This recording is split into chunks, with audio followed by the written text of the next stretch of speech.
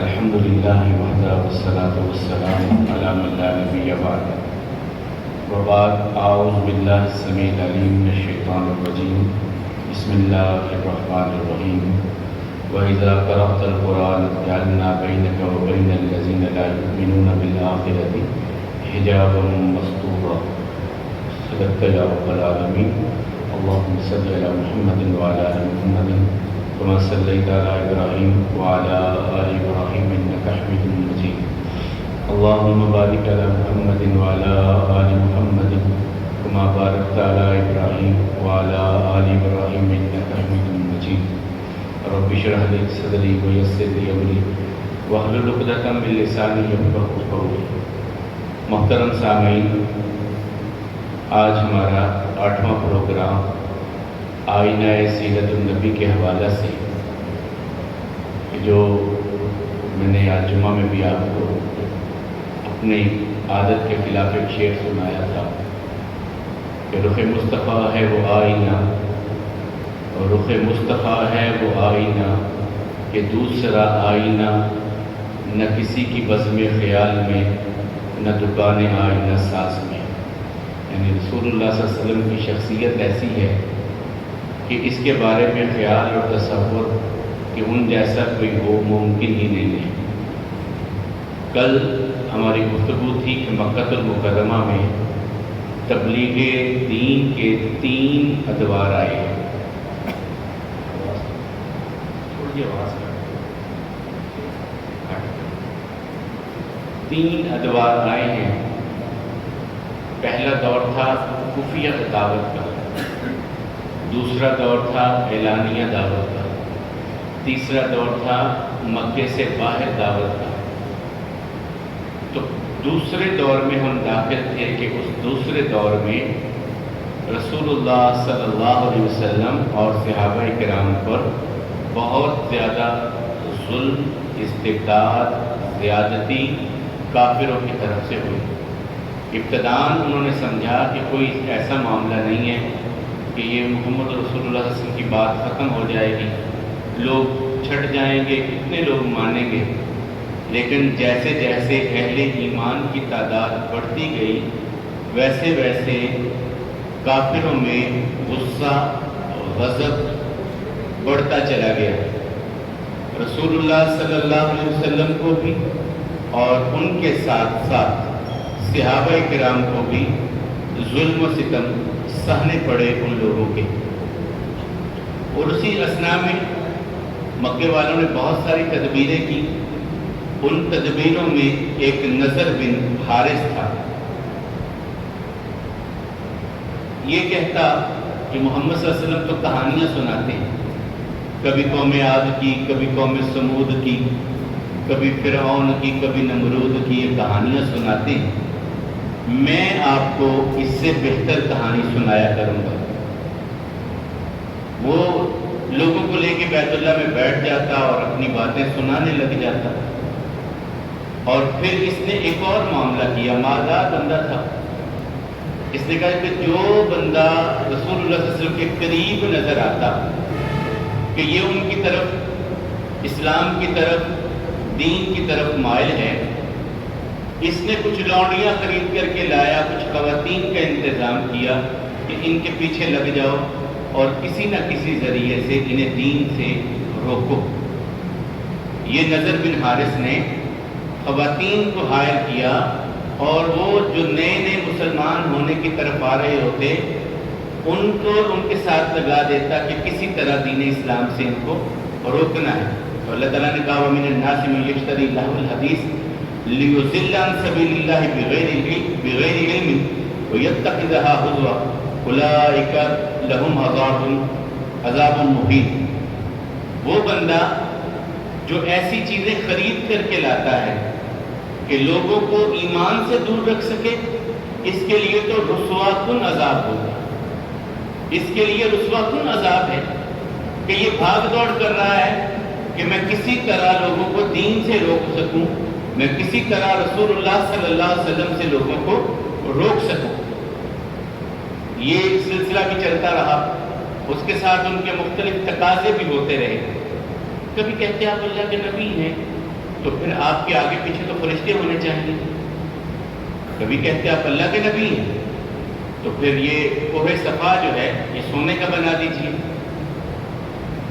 رسول اللہ صلی اللہ علیہ وسلم سے جب یہ تقاضا کیا اور رسول اللہ صلی اللہ علیہ وسلم نے دعا کی، جبریل امین علیہ السلام یا رسول اللہ صلی اللہ علیہ وسلم یہ تو لمحوں کا معاملہ ہے، آپ کہیے کہ اس پہاڑ کو سونے کا بنا دیں، لیکن پھر اگر یہ لوگ ایمان نہ لائے تو پھر آپ کی قوم پر اللہ کے عذاب میں کوئی چیز رکاوٹ نہیں رہے گی. اللہ کا عذاب آ جائے گا اگر نہ مانا انہوں نے اس معجزے کو دیکھ کر بھی. تو رسول اللہ صلی اللہ علیہ وسلم فرمایا اللہ میں ان کے لیے مہلت چاہتا ہوں، انہیں مہلت مل جائے.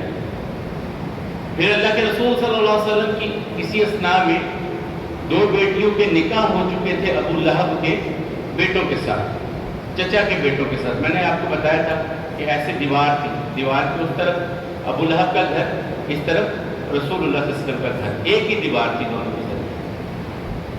جب رسول اللہ صلی اللہ علیہ وسلم کی 2 بیٹیوں کے نکاح ہو گئے، رخصتیاں نہیں ہوئیں، اور اس نے جگہ جگہ پہ رسول اللہ صلی اللہ علیہ وسلم کے بارے میں اختلافات، مشکلات، پریشانیاں ہر وقت کریٹ کرنے کی کوشش. جہاں رسول اللہ صلی اللہ علیہ وسلم جاتے یہ پیچھے پیچھے چلتا، کنکر پکڑتا، نہ سننا اس کی بات، نہ سننا اس کی بات. رسول اللہ صلی اللہ علیہ وسلم کے بارے میں چچا ایسے اعلان کر رہا. پھر اللہ حکم الحاکمین کی طرف سے سورہ لہب نازل ہوئی. تبت یدا ابی لہب وتب ما اغنی عنہ مالہ وما کسب سیصلی نارا ذات لہب وامرأتہ حمالۃ الحطب. اس کی اور اس کی بیوی دونوں کے بارے میں، وہ اگر خامد سیر تھا تو بیوی سوا سیر تھی اسلام کو روکنے کے لیے. اس کی کوششیں اس سے بھی بڑھ کر تھی. کبھی وہ کانٹوں بڑی شاخیں لا کر کے رسول اللہ صلی اللہ علیہ وسلم کے دروازے کے باہر رکھ دیتی، کبھی کچھ کرتی، کبھی کچھ کرتی، کبھی تانے دیتی، کبھی کچھ کرتی. چچی تھی، سگی چچی تھی. جب اللہ تعالیٰ کی طرف سے آیا ابو لہب تیرے ہاتھ ٹوٹ جائیں، نہ تیرا کوئی کام نہ کوئی تیرا عمل تیرے کسی کام آنے والا ہے، نہ تیرا مال تیرے کسی کام آنے والا ہے. اور تیری بیوی وہ جو لکڑیاں اٹھا کر کے لاتی ہے، وہ کانٹوں بھری شاخیں لا کر کے رکھتی ہے آپ کے دروازے کے سامنے. حمالۃ الحطب فی جیدہا حبل من مسد. اس کے گلے میں ایک بڑا قیمتی ہار تھا. کہتی یہ بیچ کر بھی اگر مجھے دین اسلام کو روکنے کے لیے لگانا پڑا میں نے یہ بھی لگا لینا. اللہ تعالیٰ کہتے اس قیمتی ہار پہ اترا نہیں، کل قیامت کے دن تیرے گلے میں رسہ ڈال کے تجھے جہنم میں گرایا جائے.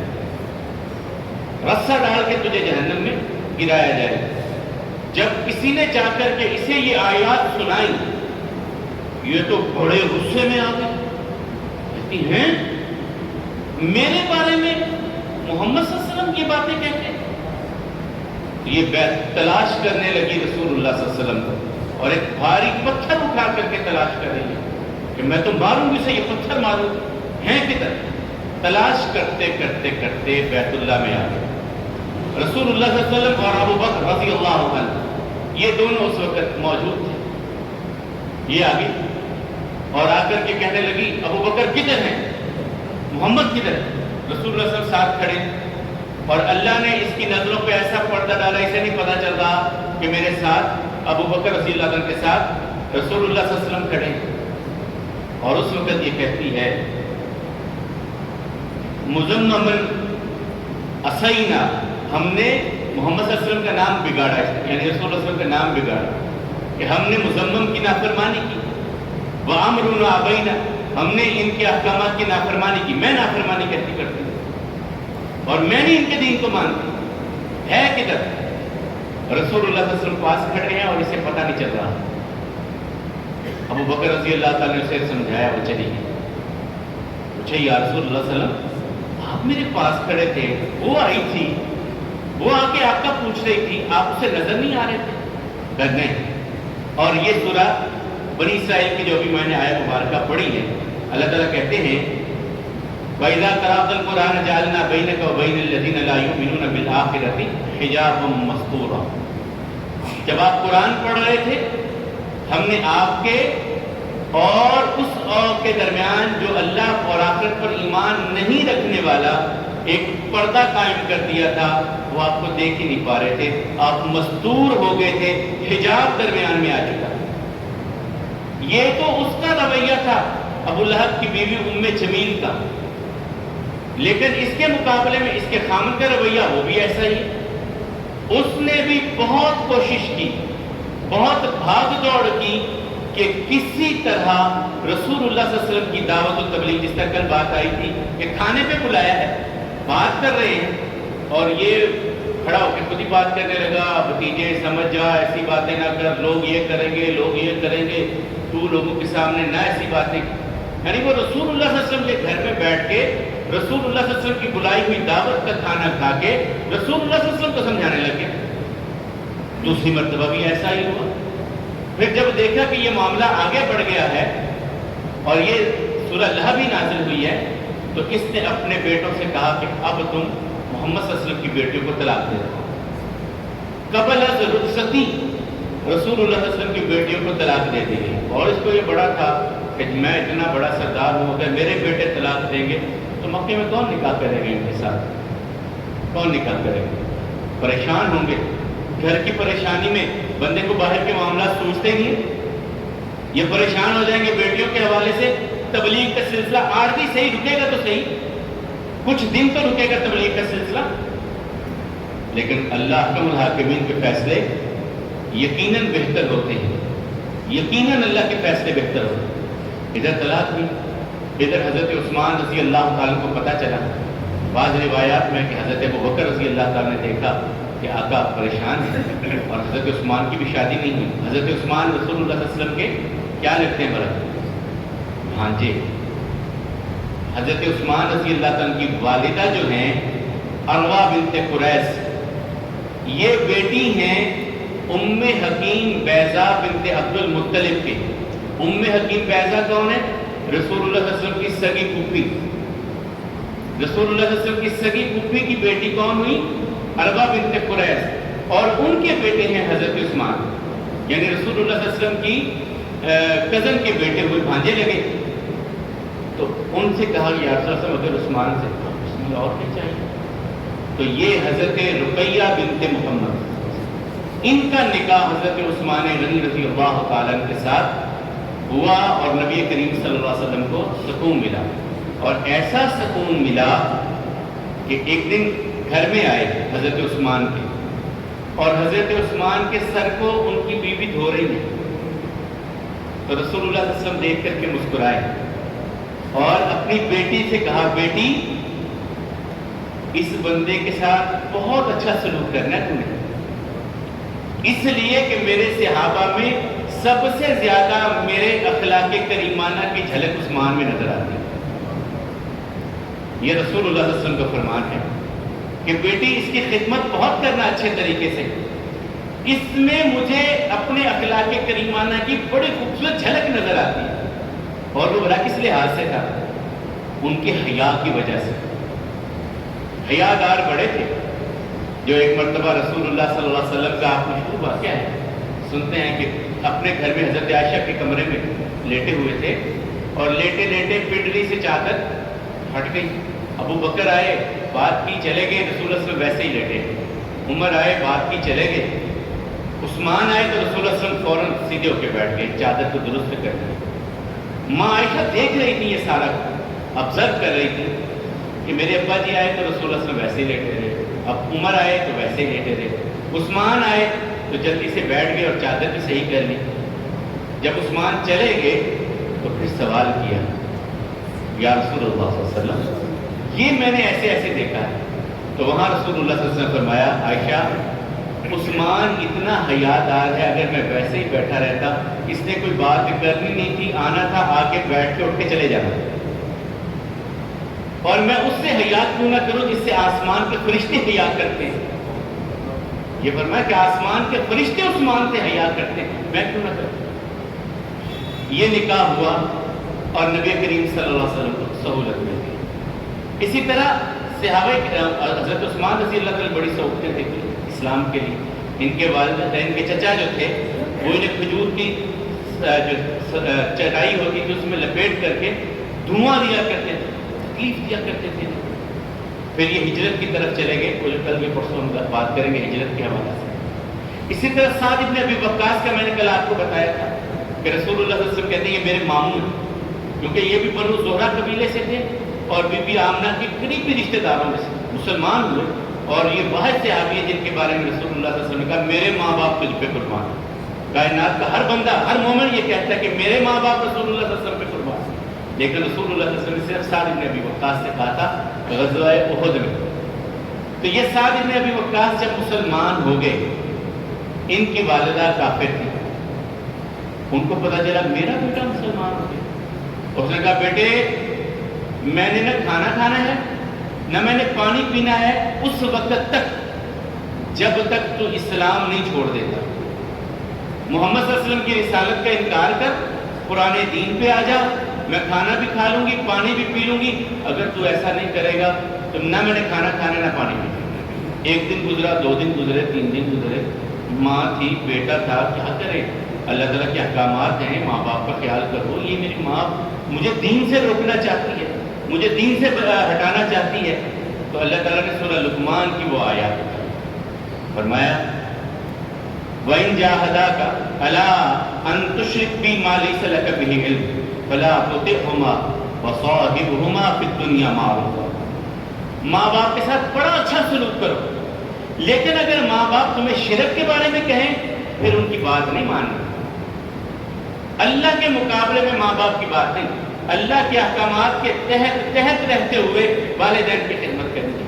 لیکن اگر والدین کہتے ہیں دین چھوڑ دو، اللہ کے ساتھ شرک کرو، اللہ کہتے ہیں فلا تطعہما وصاحبہما، اور پھر دنیا میں اچھا پھر تھا کہ اگر ان کی نہیں مانی تو دنیا کے معاملات میں بھی چھوڑ دیں۔ اللہ تعالیٰ کہتے نہیں، دنیا کے لحاظ سے ان کا خیال رکھو، ساری باتیں کرو، ان کی ضروریات پورا کرو، لیکن شرک کے بارے میں ان کی بات کو آپ لوگوں نے قبول نہیں کرنا۔ اب یہ ساری باتیں چلتی چلتی آگے معاملات آگے، رسول اللہ صلی اللہ علیہ وسلم سے قریش نے تقاضا کیا ایک چیز کا کہ آپ ہمیں یہ معجزہ دکھائیے، قرآن کریم جملۃ واحدہ کیوں نہیں اترا، ایک ہی مرتبہ کیوں نہیں آپ پر کلام اترا؟ تو اللہ تعالیٰ کہتے ہیں اگر ہم قرآن کو، اس کی تو حکمتیں ہیں، اس لیے کہ لوگوں کو پڑھنے میں آسانی ہو، یاد کرنے میں آسانی ہو، عمل کرنے میں آسانی ہو، اس لیے ہم اسے تھوڑا تھوڑا کر کے اتار رہے ہیں۔ یاد کرنا بھی آسان ہوگا، عمل کرنا بھی آسان ہوگا، پڑھنا بھی آسان ہوگا۔ مکمل کتاب ایک مرتبہ آ جاتی تو یہ مشکل ہو جاتا۔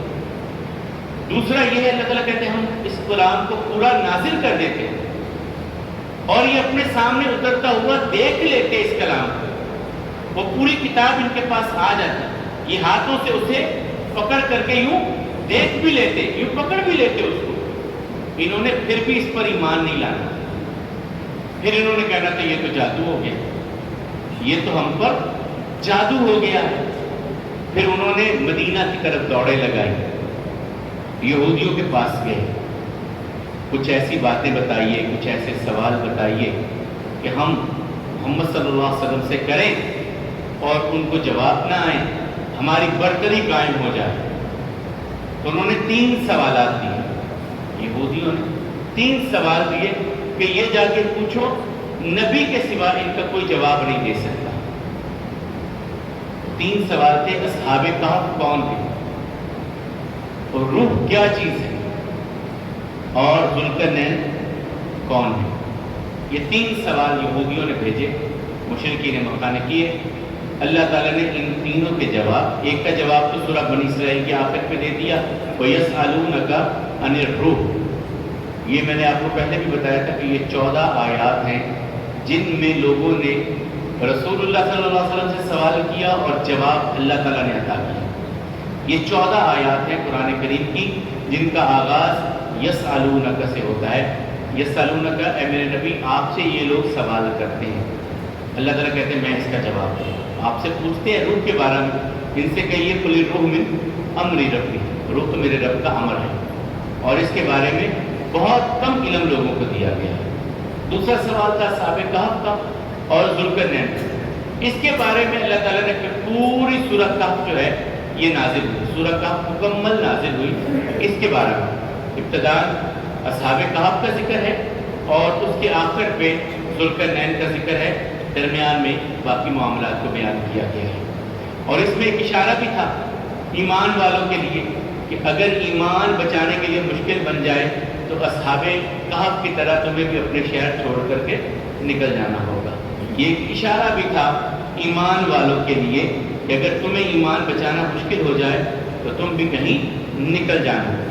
اسی طرح ان لوگوں نے نبی کریم صلی اللہ علیہ وسلم پر اترنے والے قرآن کے بارے میں بہت سارے سوالات کیے۔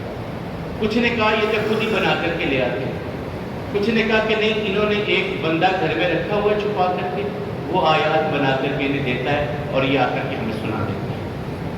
تو اللہ تعالیٰ نے ان کو پھر ایک چیلنج دیا، 3 مرتبہ مکہ المکرمہ میں اور 1 مرتبہ مدینے میں آ کر کے ساری دنیا کے کافروں کو چیلنج دیا کہ تم یہ کہتے ہو کہ محمد صلی اللہ علیہ وسلم نے یہ قرآن خود بنایا ہے، تو وہ بھی عربی ہیں، تم بھی عربی ہو، وہ تو اکیلے ہیں، تم سارے مل جاؤ، اپنے دیوی دیوتا بھی بلا لو، دانشوروں کو اکٹھا کرو، شاعروں کو بلا لو، کاہنوں کو بلا لو، اپنے اسکالرز اکٹھے کرو، جہاں جہاں سے اکٹھے کر سکتے ہو کر لو، سارے مل کر کے قرآن جیسا ایک قرآن لے کر کے آؤ۔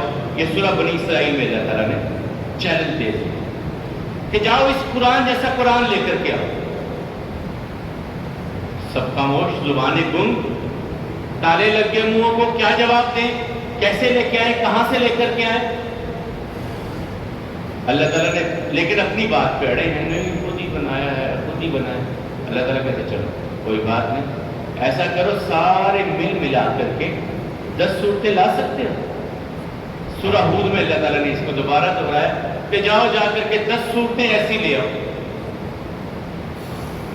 پھر خاموشی ہے، لیکن بات اپنی انہوں نے وہی پر نالا وہی کا وہی رکھا، نہیں خود ہی بنایا، خود ہی بنایا۔ اللہ تعالیٰ کہتے ہیں چلو جاؤ، تمہیں اور ہم چیلنج دیتے ہیں، 1 صورت لے آؤ۔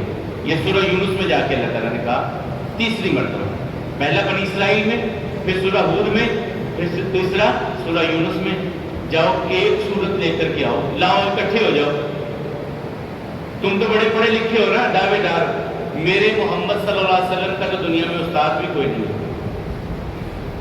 یہ نبی الامی ہیں، ان کا دنیا میں کوئی استاد نہیں ہے، لاؤ۔ خاموشی۔ اور پھر جا کے دوبارہ مدینے میں اللہ تعالیٰ نے پھر اس چیلنج کو سورہ بقرہ میں دہرایا دوبارہ سے کہ جاؤ، ہم نے مکے والوں سے کہا تھا قرآن جیسا قرآن، 10 صورتیں 1 صورت، اب مدینے میں آ کر کے دوبارہ کہتے ہیں کہ جاؤ 1 صورت ہی بنا کر کے لا کر کے دکھاؤ، قرآن جیسی 1 صورت بنا کر کے لا کر کے دکھاؤ۔ اور سب کے سب اکا پکا تھے۔ وہ ولید بن مغیرہ جیسا کہتا خدا کی قسم بڑے بڑے شاعروں کے کلام سنے ہیں، لیکن یہ شاعروں کی بات نہیں ہے، کچھ اور ہی ہے۔ اور اس کو چھوڑیے، سب سے بڑے 3 دشمن، اخنس بن شریح، ابو جہل اس کا نام عمر بن حشام اور ابو سفیان، یہ تینوں سارا دن ڈٹ کے مخالفت کرنے والے، لیکن رات کو رسول اللہ صلی اللہ علیہ وسلم کے گھر کے باہر آ کر کے قرآن سنتے۔ وہ جو کل ہم نے پڑھا تھا یا ایھا المزمل قم اللیل الا قلیلا، وہ آگے کیا تھا ورتل القرآن ترتیلا، قرآن کو بڑی آہستہ آہستہ پڑھیے۔ تو رسول اللہ صلی اللہ علیہ وسلم جب بھی تنہائی میں، ہمارے لیے بھی یہی حکم ہے، جب اکیلے تنہائی میں رات کے وقت آپ کھڑے ہوں مصلی پہ، تو نماز میں آپ کی قرات جو ہے تلاوت ہے وہ تھوڑی اونچی ہونی چاہیے۔ ولا تجہر بصلاتک ولا تخافت بها وابتغ بین ذلک سبیلا، نہ بالکل آہستہ نہ بہت اونچی، درمیان کی آواز میں پڑھنا چاہیے۔ تہجد وغیرہ یہ نوافل میں اگر آواز تھوڑی سی اپنی بلند کر کے پڑھنا چاہیے، تو رسول اللہ صلی اللہ علیہ وسلم تھوڑی بلند آواز سے پڑھیں، اور یہ کافر سردار چھپ چھپ کے آ کر کے بیٹھے ہیں، سن رہے ہیں رسول اللہ صلی اللہ علیہ وسلم کا کلام۔ جب دیکھا کہ اب تو صبح ہونے والی ہے، رات ختم ہونے والی، یہاں سے نکلے تینوں کو نہیں پتا کہ وہ بھی ہے وہ بھی ہے وہ بھی ہے، چارے واپس اپنے اپنے گھروں میں ایک چوک میں اکٹھے ہو گئے۔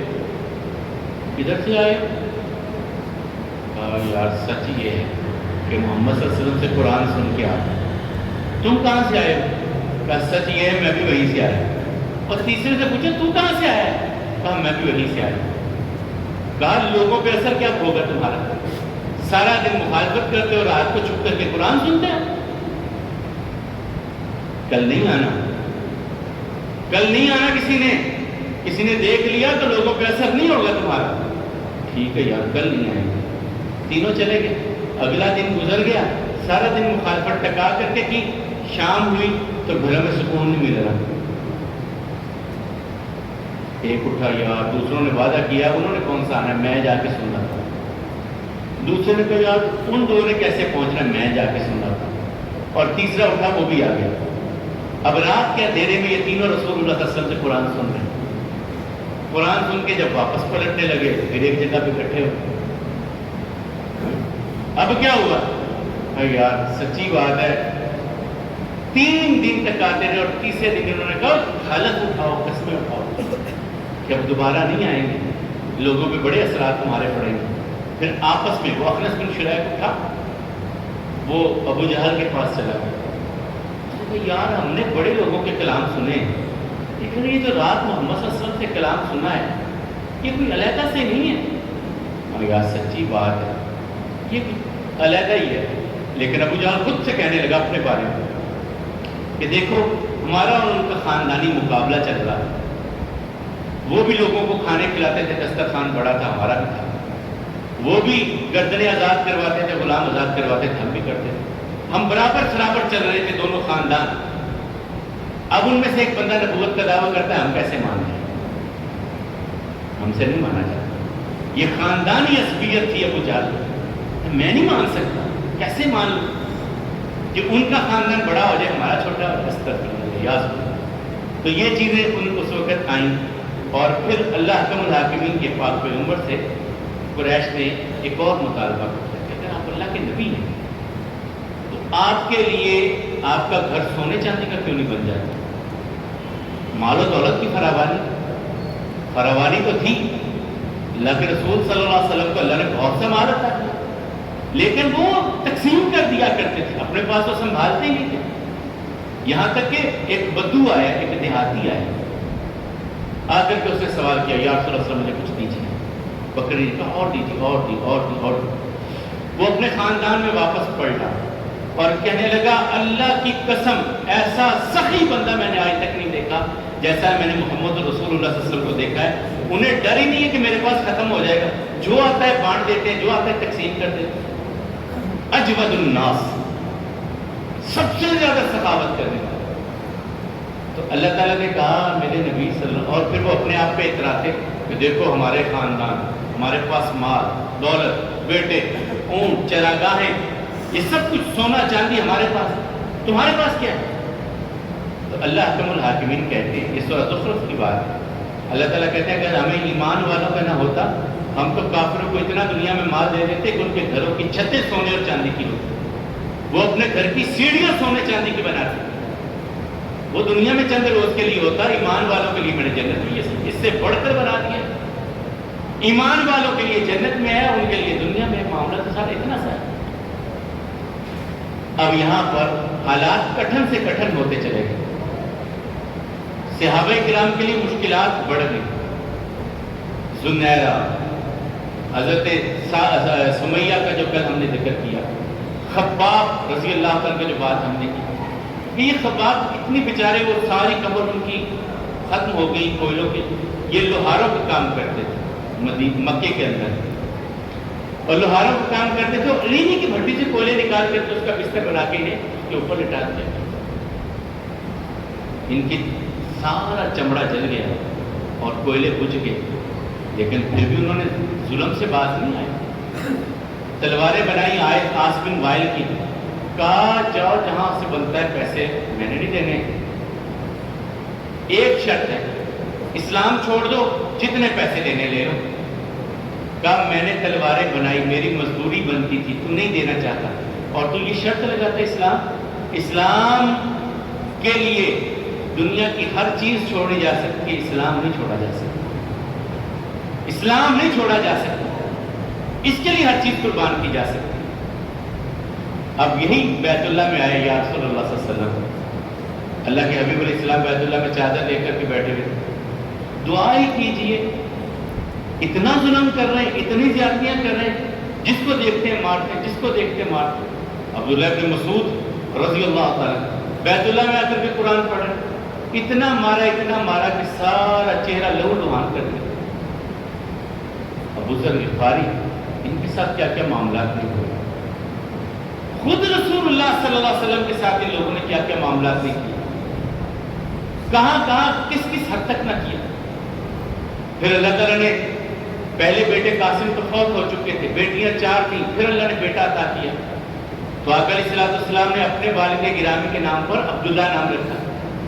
ہمارے ہاں یہ مشکل ہوتا ہے، ہم کہتے لوگ فلانے کا نام ہے، نام کوئی یونیک سا ڈھونڈو، علیحدہ سے نام ہونا چاہیے، یہ فلاں کا بھی نام، کسی کو اللہ تعالیٰ اولاد دے دیں تو نام سوچنے مشکل، اور آج کل تو نام بھی پتہ نہیں کیا سے کیا بن جاتے ہیں، وہ نیٹ سے دیکھ کر کے کیا ہے یہ نام رکھ لو بس، معلوم یہ کیا چیز ہوتی ہے۔ عربوں میں باپ کے نام پہ بیٹا، عبداللہ بن ابی جانتے ہیں سارے، منافقوں کا سردار تھا، اور اس کے اپنے بیٹے کا نام بھی عبداللہ ہی تھا، یہ نہیں کہ باپ کا نام بھی عبداللہ، بیٹے کا نام بھی عبداللہ، تو رسول اللہ صلی اللہ علیہ وسلم نے اپنے بیٹے کا نام عبداللہ رکھا، یہ بھی بچپن میں ہی فوت ہو گیا۔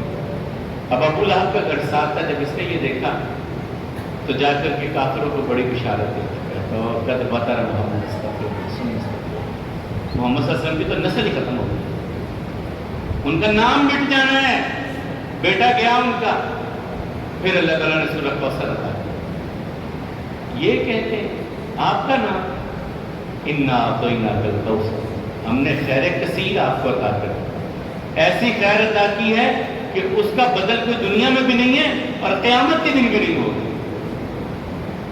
کوثر بھی ہے نا، اس کا مطلب ایک تو نہر کوثر ہے جنت میں، اور اسی سے ایک جو ہے وہ بنے گا، حوض بنے گا میدان محشر میں، جس سے رسول اللہ صلی اللہ علیہ وسلم سب کو پلائیں گے۔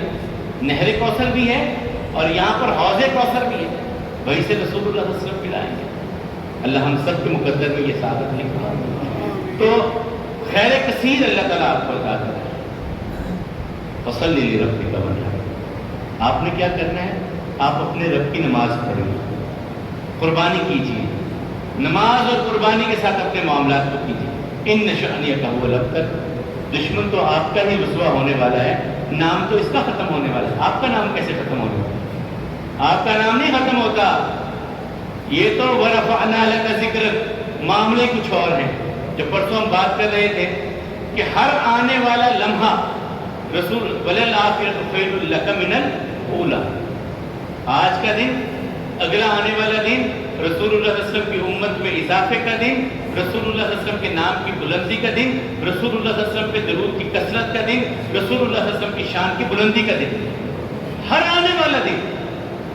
اور جو مخالف کہہ رہے تھے اب ان کی کوئی نسل اپنے آپ کو ان کی طرف منسوب کرتا ہے، نام بھی نہیں لیتا، کون کہتا ہے میں ابو لہب کی اولاد میں سے ہوں، کہتا ہے کوئی ابو جہل کی اولاد میں سے کہتا ہے؟ 2.25 ارب مسلمان سینے پہ ہاتھ رکھ کے کہتے ہیں ہاں ہم ہیں امتی محمد رسول اللہ صلی اللہ علیہ وسلم، 2.25 ارب مسلمان کہتے ہیں ہماری جانیں قربان رسول اللہ صلی اللہ علیہ وسلم، اس سے بڑھ کر ورفعنا لک ذکرک کیا ہو۔ محترم حضرات، آج اسی پہ اکتفا کریں گے، کل انشاءاللہ ہجرت کے حوالے سے بات کریں گے کہ مسلمانوں نے ہجرت کی، کہاں کی، کتنے لوگوں نے اقتدام کی، کن لوگوں کو پھر کیا پیغام دے کے رسول اللہ صلی اللہ علیہ وسلم نے بھیجا، کس پیغام کے ساتھ رسول اللہ صلی اللہ علیہ وسلم نے صحابہ کرام کو بھیجا، قرآن کریم کی کون سی آیات انہیں دے کر بھیجا کہ تم فلاں علاقے میں جا رہے ہو، وہ عیسائی ہیں، عیسائیوں کے لیے ان کے دل میں تمہارے لیے نرمی ہے، توحید والے ہیں کچھ نہ کچھ، تو وہاں اگر سوالات ہوں گے، معاملات ہوں گے تو یہ آیات آپ نے تلاوت کرنی ہے۔ وہ آیات کون سی دی گئی، کتنے لوگ گئے، اور پھر وہ واپس پلٹے، ایک وقت آیا پھر انہیں دوبارہ جانا پڑا۔ یہ 2 مرتبہ کی ہجرت ہے حبشہ کی۔ حبشہ اس وقت کون سی جگہ پہ ہے، وہ اس وقت کیا تھا، اب کیا ہے، یہ انشاءاللہ العزیز ہم کل اس پر گفتگو کریں گے۔ آج ہماری بات تھی کہ قریش مکہ نے جہاں ظلم و ستم کیا وہیں پہ انہوں نے کچھ سوالات بھی رسول اللہ صلی اللہ علیہ وسلم سے کرتے رہے وقتاً فوقتاً۔ ان سوالات میں یہ تھا کہ آپ اللہ کی طرف سے اگر رسول بن کر آئے ہیں، آپ کے آگے پیچھے فرشتے کیوں نہیں ہیں، آپ کے پاس سونا چاندی کیوں نہیں، آپ قرآن کریم اکٹھا کیوں نہیں آپ پر اترا؟ کبھی وہ سوال کرتے کہ آپ ایسا کریں یہ کوہ صفا سونے کا بنا دیں۔ یہ مختلف سوالات ہوتے رہے، جوابات ان کے ملتے رہے، لیکن ایمان وہ پھر بھی نہ لائے۔ اسی طرح ابو لہب نے جب رسول اللہ صلی اللہ علیہ وسلم کی اہانت کرنے کا سوچا، اس نے بات کی کہ آپ کے ہاتھ ٹوٹ جائیں، تو اللہ تعالیٰ کی طرف سے جواب آیا، اللہ تعالیٰ نے کہا تیرے ہاتھ ٹوٹیں اور تیری جو ہے بیوی اور تو دونوں جہنم میں، تمہارا کوئی عمل تمہارے کسی کام آنے والا نہیں ہے، نہ تمہارا مال تمہارے کسی کام آنے والا ہے، اور یہ جو اپنے ہار پہ بڑا ناز کرتی ہے، اس کے گلے میں رسا ڈال کر کے اسے جہنم میں گرایا جائے گا۔ ابو لہب کی بیوی کے بارے میں کہا تو وہ اس پر بڑی سیکھوا ہوئی، غصے میں آ گئی، تو وہ رسول اللہ صلی اللہ علیہ وسلم کو تلاش بھی کیا، اللہ تعالیٰ نے حفاظت فرمائی رسول اللہ صلی اللہ علیہ وسلم کے لیے۔ اور اسی طرح میں نے آپ کو بتایا سعد بن ابی وقاص کا، تو ان کی والدہ، یہ بڑا امتحان تھا ان کے لیے کہ ماں کہتی ہے دین چھوڑ دے یا میں نے کھانا پینا نہیں، تو اللہ تعالیٰ کی طرف سے پھر ان کے لیے جو ہے وہ احکامات اترے کہ والدین کی خدمت، فرما برداری، اس کی ایک لمٹ ہے کہ وہ شرک کی حد میں نہ لے کے جاتے ہوں، اگر شرک کرتے ہیں تو ان کی بات یہاں پر قبول نہیں کی جائے گی۔ اور اسی طرح پھر میں نے بتایا کہ رسول اللہ صلی اللہ علیہ وسلم کی بیٹیوں کی اطلاق ہوئی، اور پھر ایک بیٹی کا نکاح حضرت عثمان رضی اللہ تعالیٰ عنہ سے کیا گیا، اور رسول اللہ صلی اللہ علیہ وسلم کی 2 بیٹیاں گھر سے اس وقت تک وہ رخصت ہو گئی، اور یہ سیدہ خدیجہ رضی اللہ تعالیٰ عنہ کی زندگی کے اندر یہ معاملات ہوئے، اپنی 2 بیٹیوں کی شادی۔ پھر اللہ تعالیٰ نے رسول اللہ صلی اللہ علیہ وسلم کو بیٹا عطا کیا، بیٹے کا نام عبداللہ رکھا، لیکن وہ بچپن میں فوت ہو گیا، کافروں نے اس پر بڑا شور مچایا، اللہ تعالیٰ نے اس کا جواب دیا۔ اسی سے کل انشاءاللہ بات آگے چلائیں گے۔ اللہ حکم الحاکمین ہم سب کو ایمان والی، صحت والی زندگی عطا فرمائے، ہم سب کی کمی و کوتاہیوں سے درگزر فرمائے، اور ہماری جو سستیاں ہیں انہیں دور فرمائیں، اور ہم سب کو نور ایمان عطا فرمائیں، نور ایمان کے ساتھ ہی زندہ رکھیں، نور ایمان کے ساتھ ہی ہم اس دنیا سے لے جائیں۔ اقول قولی ھذا والحمد للہ، استغفر اللہ لی ولکم ولسائر المسلمین۔